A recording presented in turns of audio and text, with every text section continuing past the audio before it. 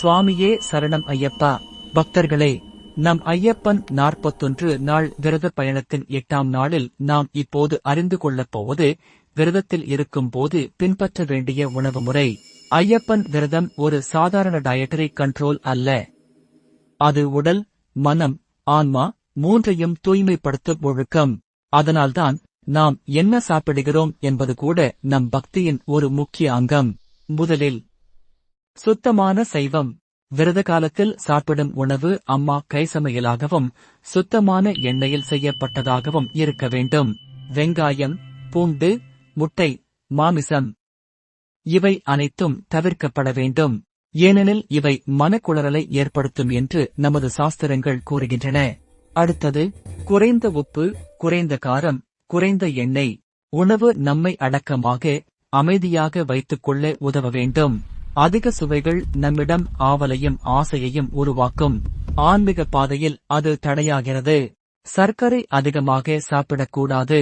இயற்கையான இனிப்புகள், பழங்கள், தேன் போன்றவை சரியானவை. உணவில் காய்கறிகள், கூழ், பருப்பு, கஞ்சி, பழங்கள் இது போன்ற எளிய உணவுதான் விரதத்தில் சிறந்தது. ஒரு முக்கியம், உணவு ஆசையாக சாப்பிடப்படக்கூடாது. பசியை அடக்குவதற்காக சாப்பிட வேண்டும். சாப்பிடுவது கூட ஒரு பூஜை என்ற உணர்வோடு, அமைதியாக, நன்றி உணர்வுடன் எடுத்துக்கொள்ள வேண்டும். நீரை அதிகமாக குடிக்க வேண்டும். காலை சிறிது வெந்நீர் குடிப்பது உடலை சுத்தப்படுத்தி பிராண சக்தியை மேம்படுத்தும்.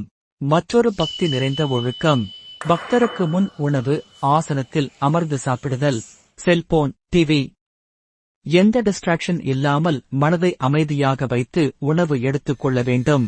இவ்வாறு 41 நாளில் நாம் பின்பற்றும் ஒவ்வொரு பழக்கமும் நம்மை சபரிமலை பயணத்திற்கு தயார்படுத்துகிறது. ஒரு புதிய நம்மை உருவாக்குகிறது. மன அமைதியும் ஆன்மீக ஒளியும் தந்தருளும். இன்றைய 8ஆம் நாளின் முக்கியம், உணவில் சுத்தம், மனதில் சுத்தம், வாழ்வில் சுத்தம். சுவாமியே சரணம் ஐயப்பா.